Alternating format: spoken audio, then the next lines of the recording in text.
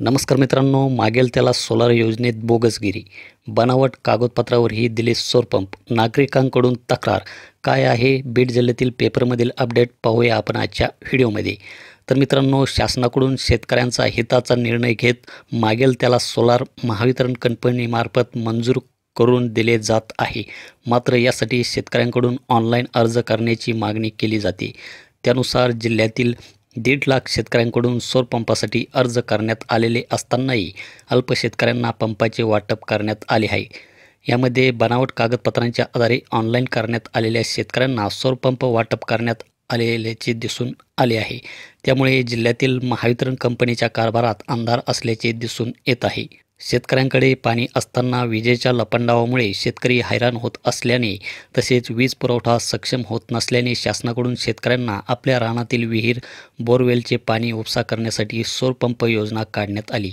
महावितरणच्या माध्यमातून 3 HP, 5 HP आणि 7.5 HPचे सौरपंप विविध सबसिडीच्या माध्यमातून शेतकऱ्यांच्या निवडीनुसार दिले जातात. आतापर्यंत जिल्ह्यातील 12,500 शेतकऱ्यांना सौरपंपाचे वाटप करण्यात आले आहे.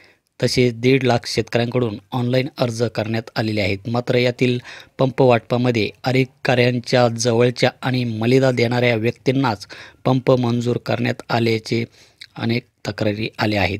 त्याचबरोबर काही शेतकऱ्यांना जमीन नसतानाही बनावट कागदपत्रे दाखल करत पंप मंजूर करून घेतल्याचे दिसून येत आहे. मात्र खरे शेतकरी असलेल्यांना अजूनही प्रतीक्षा करावी लागत असल्याचे खंत शेतकरी बांधवाकडून करण्यात येत आहे.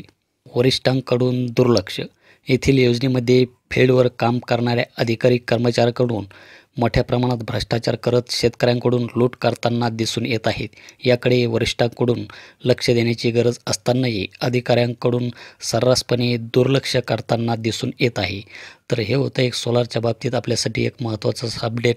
अशाच प्रकारच्या नवीन अपडेटसाठी आपल्या चॅनलला सबस्क्राईब करून समोरील बेल आयकॉन प्रेस करा. धन्यवाद.